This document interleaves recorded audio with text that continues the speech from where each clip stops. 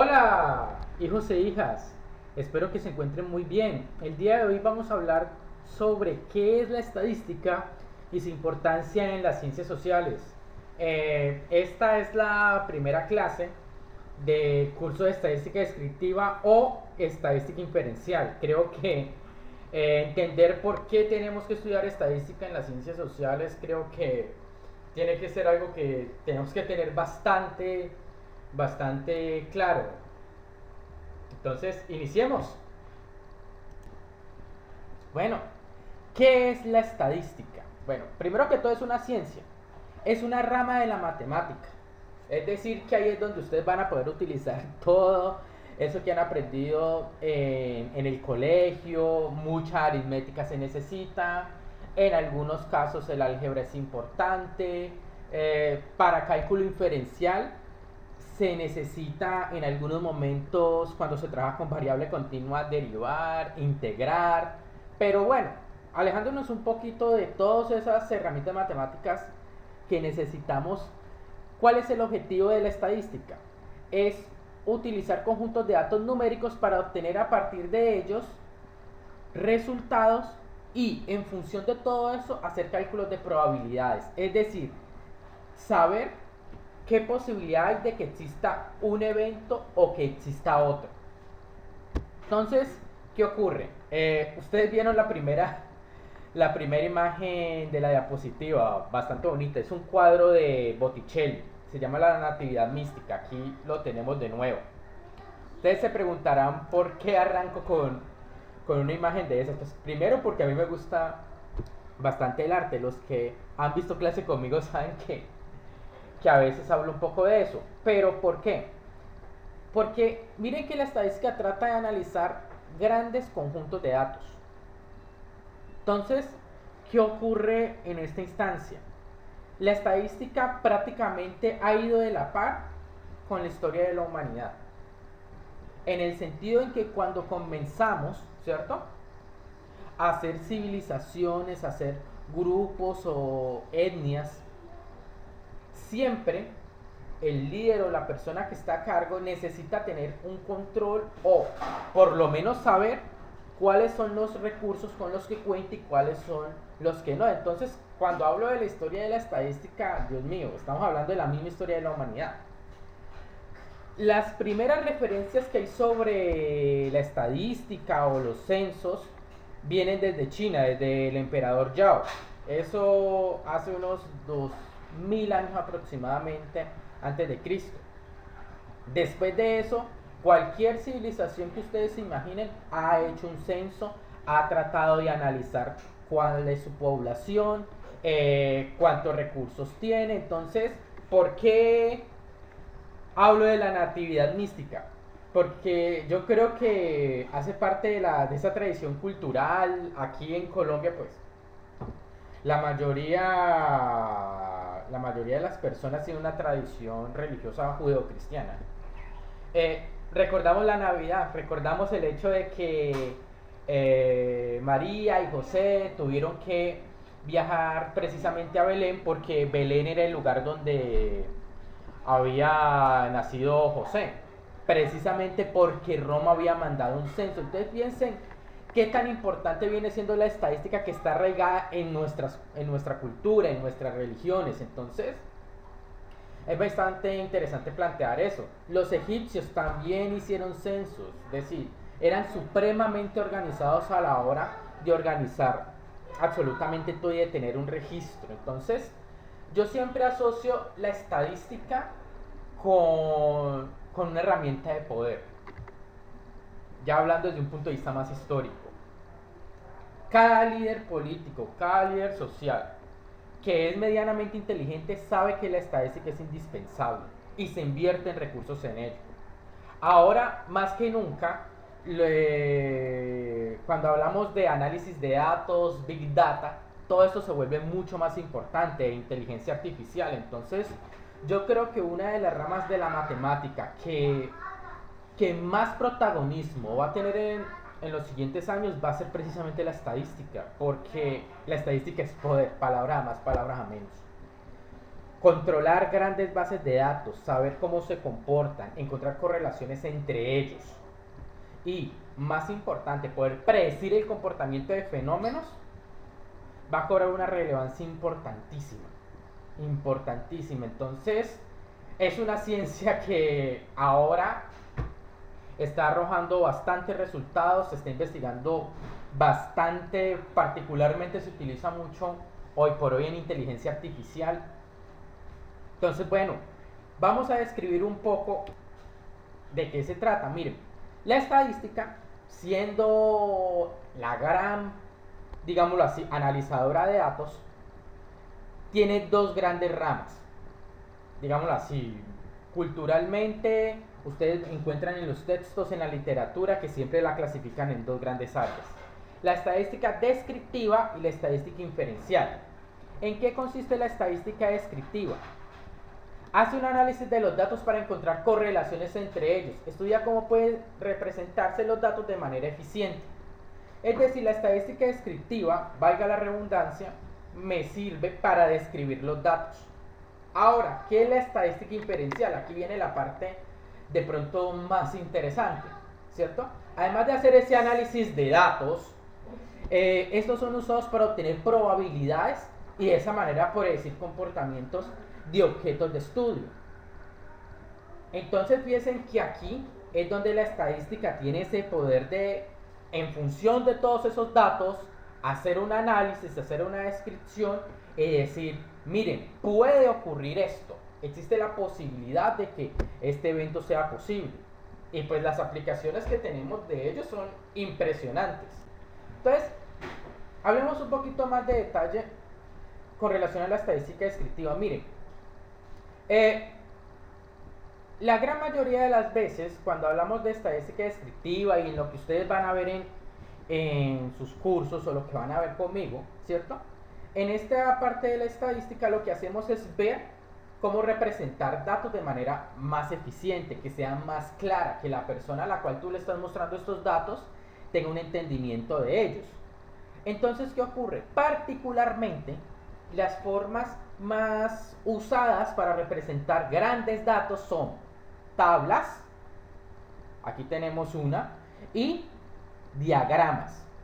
Ustedes muy probablemente en el colegio vieron diagramas de barra, diagramas de pastel, histogramas, todo eso que tal vez ustedes vieron en la escuela o en el colegio, vamos a verlo también en estadística. Ustedes lo podrían ver en estadística descriptiva y en este curso también lo van a poder ver. En el colegio me imagino que también les hablaron de lo que era la frecuencia absoluta, la frecuencia relativa, porcentajes. Todos esos elementos son importantes a la hora de presentar datos y todos de cierta manera hemos estado relacionados con ellos. ¿Cuántos de nosotros no hemos prendido el televisor al mediodía, colocado el noticiero y nos muestran las gráficas, ¿cierto?, del comportamiento del dólar? O, por ejemplo, la tasa de desempleo en el país. O tablas donde nos muestran los cambios de ciertos procesos en términos de días, meses o años. Ustedes piensen que la estadística descriptiva es supremamente importante porque, digámoslo así, es la manera en la cual nos muestran la gran mayoría de información. Ahora, la estadística descriptiva, separar, digámoslo así, máximos representantes de la estadística descriptiva o de la estadística inferencial, creo que no es lo adecuado porque todo estadístico, persona que trabaja con estadísticas,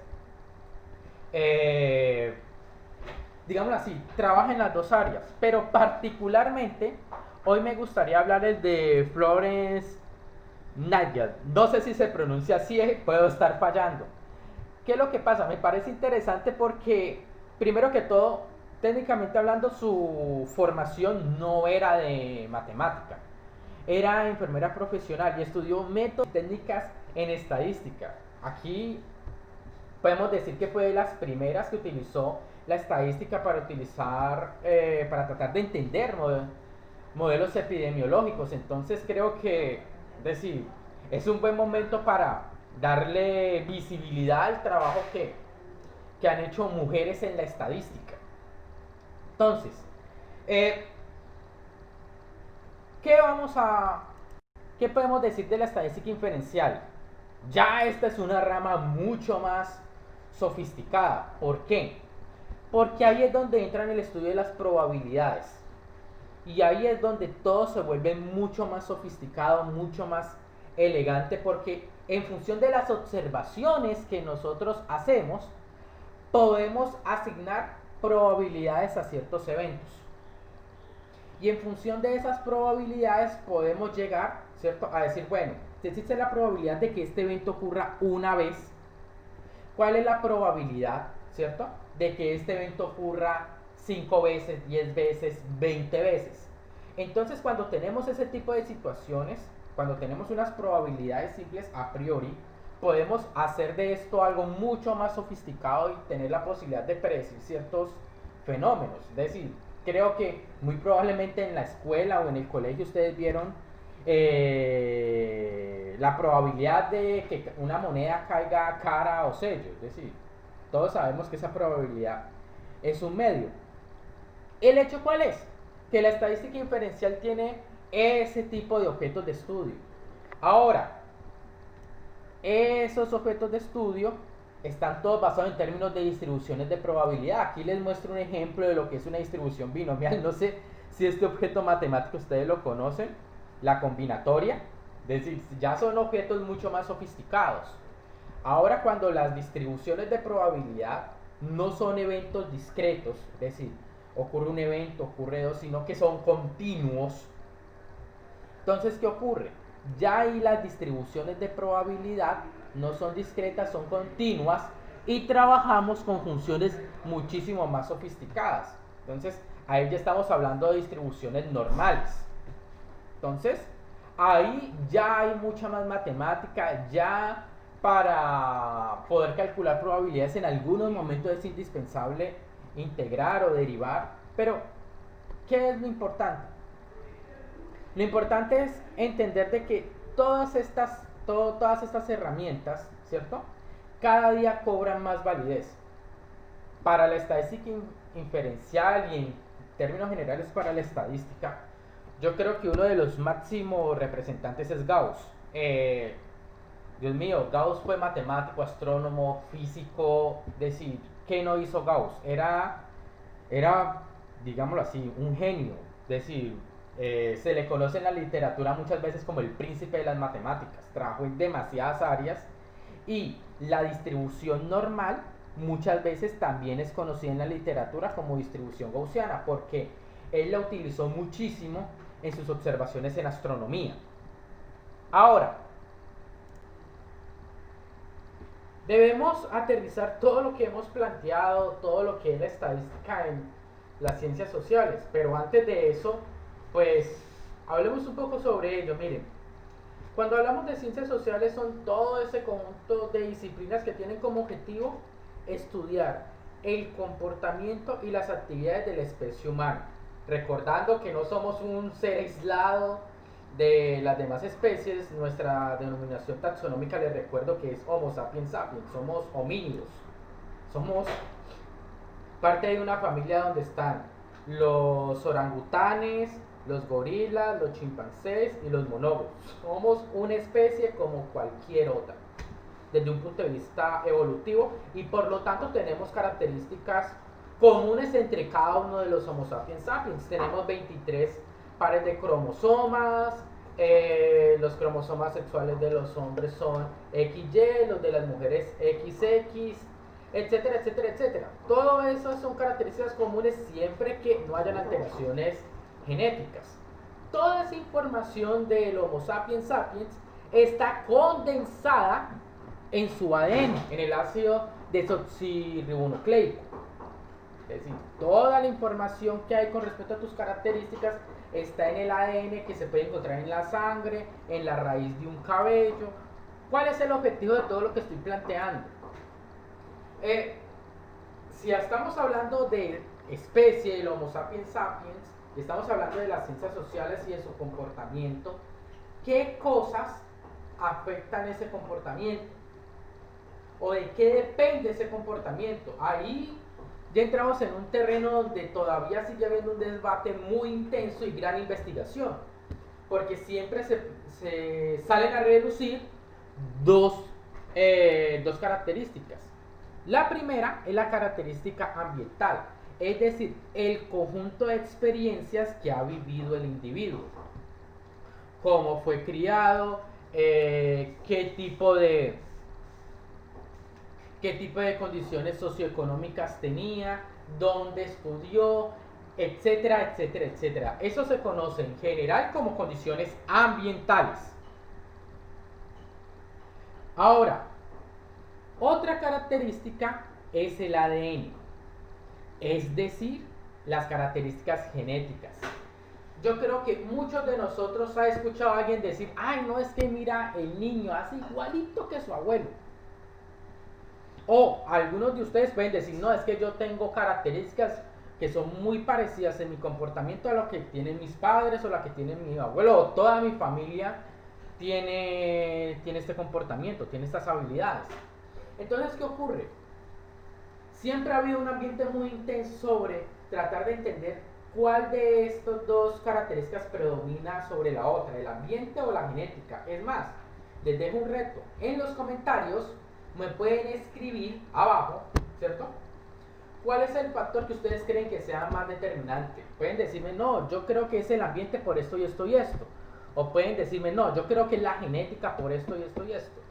¿Cuál es el punto?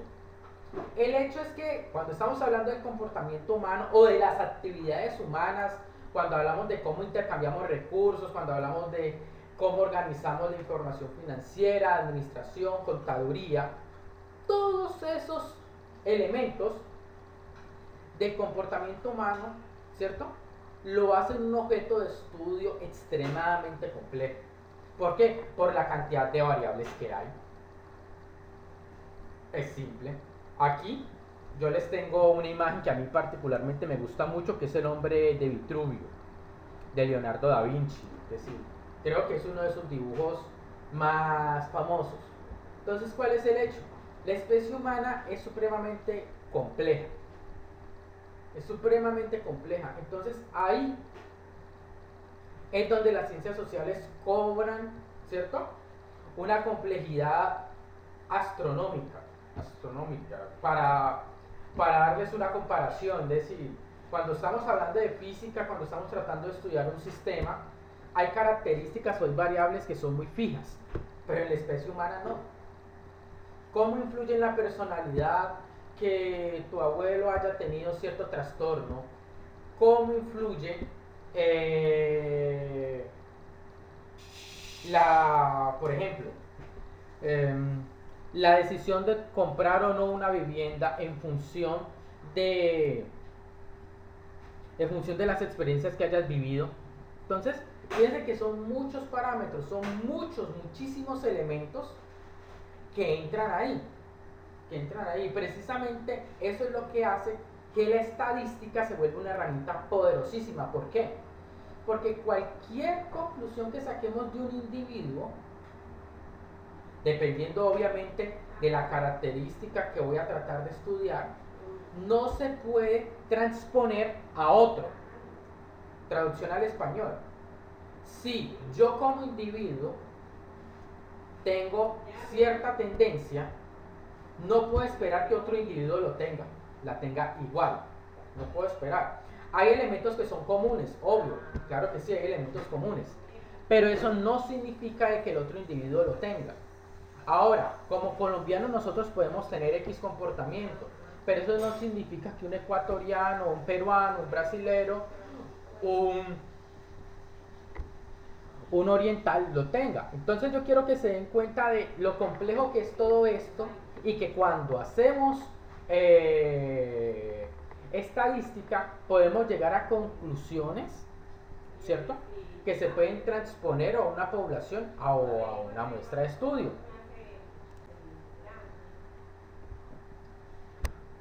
¿Por qué la estadística es importante en las ciencias sociales? Simple, miren chicos. ¿Para qué? diferentes hipótesis o teorías que plantee la psicología, ¿cierto?, puedan tener cierta validez, tienen que pasar por el método científico. Eso significa que tiene que haber un proceso de observación de cierto fenómeno, tiene que haber un cierto fenómeno o cierto comportamiento, tiene que haber una investigación de los mismos para poder construir una hipótesis que va a ser verificada, ¿cierto?, a través de la experimentación para hacer un análisis, lo cual nos lleva a una teoría científica o tesis que posteriormente se puede publicar. Entonces, ¿cuál es el hecho? Cualquier idea que nosotros tengamos tiene una validez científica si obviamente pasa todas las instancias del método científico. Aquí tenemos un esquema bastante simplificado, hay otros mucho más sofisticados, hay uno, por ejemplo, estoy recordando el MC14, un método científico de 14 pasos. Entonces, ¿cuál es el punto? Aquí estoy describiendo uno bastante simplificado. ¿El hecho cuál es? De que quiero que se den cuenta que en varias de las etapas de este método científico, si estamos hablando de las ciencias sociales, es indispensable utilizar la estadística. Porque esa investigación yo la tengo que hacer con una muestra, dependiendo cuál es mi objeto de estudio, qué es lo que yo quiero entender. Si quiero entender por qué cierto grupo de consumidores prefiere un producto o no otro, o si quiero entender cómo el precio de una acción sube o baja, o si quiero saber por qué una persona con tal trastorno psicológico tiene X o Y comportamiento, o cómo depende de, por ejemplo, de la concentración que tenga en un hormona en el cuerpo. Todo eso tiene que ir centrado en un estudio estadístico, tomar una muestra y hacer un análisis.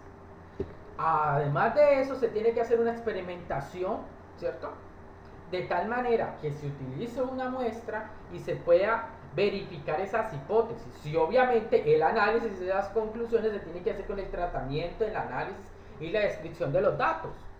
Entonces, ¿qué es lo que quiero decir con todo eso? Algo importantísimo, y es que la estadística provee a las ciencias sociales de validez científica.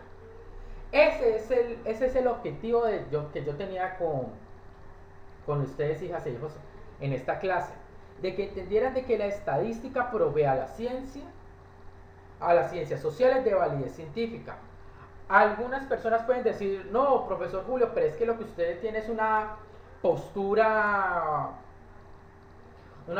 racionalista o empirista con relación a lo que tiene que ver con la ciencia. Las ciencias sociales no se manejan igual, pero de una forma u otra, ¿cierto?, siendo de que hay muchas corrientes de pensamiento en las ciencias humanas, en las ciencias sociales, donde no se puede hacer un experimento por lo complejo o lo aberrante que esto puede ser. De una forma u otra, si deseamos formular una teoría científica o un modelo, necesitamos tener la posibilidad de poder reproducirlo, de poder cuantificar los parámetros. De lo contrario, no, de lo contrario, simplemente es algo especulativo. Les doy un ejemplo. Yo tengo mis cuestionamientos sobre el psicoanálisis, eso es algo personal.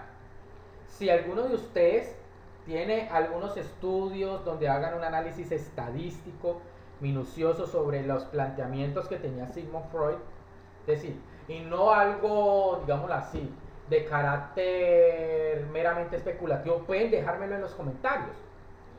Pero es que la gran realidad es que si no hay una verificación de esto, es una cosa especulativa, es simplemente una hipótesis no verificable. Que a algunas personas les sirva, pues sí, claro, les puede servir a algunos individuos.